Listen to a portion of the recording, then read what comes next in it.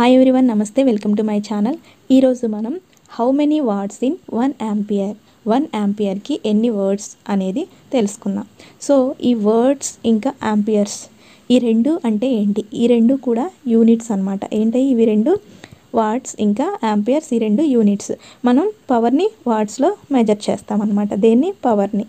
అదేవిధంగా ampere current, అంటే కరెంట్ని యాంపియర్స్లో మెజర్ చేస్తాము. అంటే దానికి షార్ట్ కట్ వచ్చేసి యాంప్స్ అనమాట.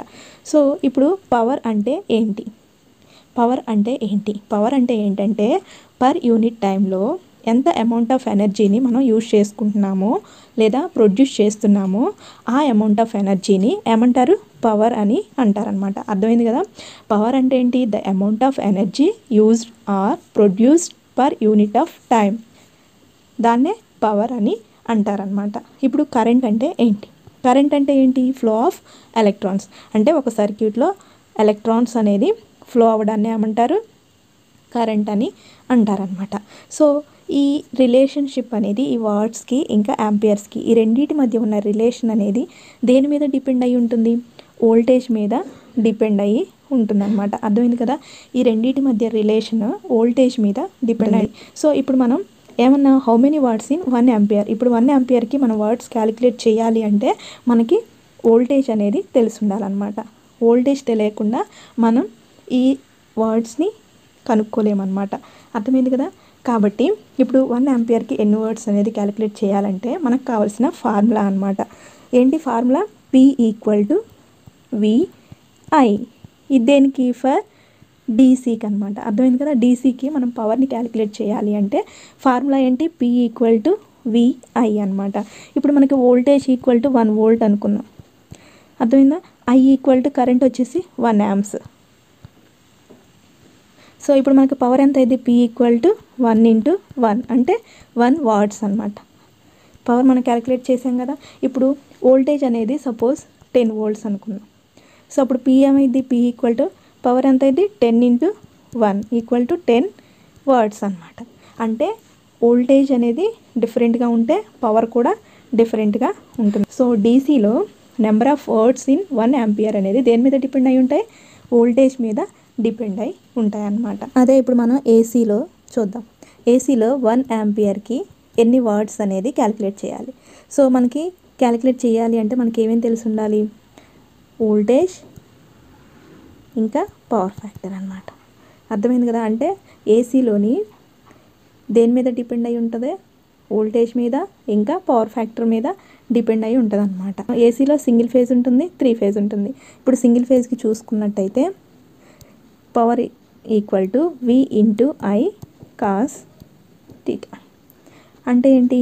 పవర్ అనేది దేని మీద డిపెండ్ అయి ఉంటుంది? వోల్టేజ్ మీద ఇంకా పవర్ ఫ్యాక్టర్ మీద డిపెండ్ అయ్యి ఉంటుందన్నమాట.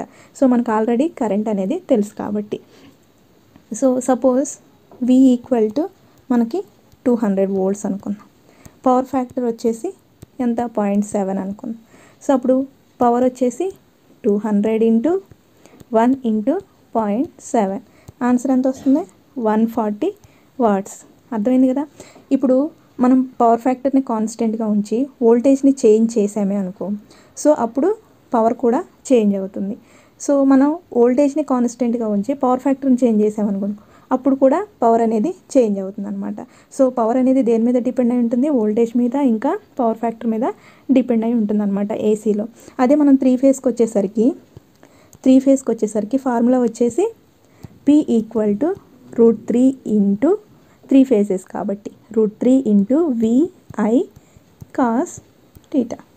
ఇప్పుడు మనకి వోల్టేజ్ వాల్యూ వచ్చేసి 3 phase కాబట్టి 450 volts అనమాట.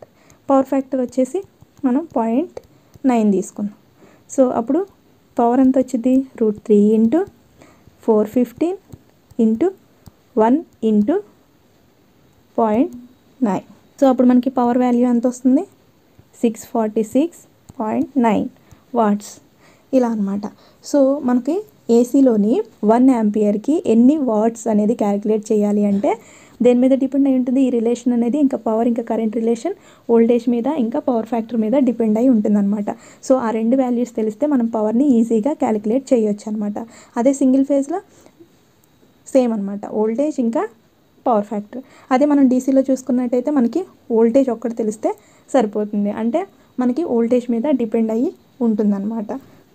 ఫార్ములాస్ చూసుకుంటే పవర్కి P = VI, ఇది వచ్చేసి డీసీకి. సో P = VI cos π వచ్చేసి దేనికి, సింగిల్ ఫేజ్కి. అదే P = √3 × VI cos π అంటే ఇది వచ్చేసరికి 3 ఫేజ్కి. సో ఈ 3 ఫార్ములాస్ యూజ్ చేసుకొని మనం పవర్ని క్యాలిక్యులేట్ చేసుకుంటాం. పవర్ ఇంకా కరెంట్ అనేది దేని మీద డిపెండ్ అయి ఉంటాయి, వోల్టేజ్ మీద డిపెండ్ అయి ఉంటాయి అన్నమాట. ఏసీలోకి వచ్చేసరికి వోల్టేజ్ ఇంకా పవర్ ఫ్యాక్టర్ ఈ రెండింటి మీద డిపెండ్ అయ్యి ఉంటాయి అన్నమాట. ఈ ఫార్ములాస్ని యూజ్ చేసుకొని మనం పవర్ని క్యాలిక్యులేట్ చేస్తాం. సో ఫ్రెండ్స్, ఈ వీడియో నచ్చినట్లయితే ప్లీజ్ లైక్ చేయండి. Thank you for watching. Thank you so much.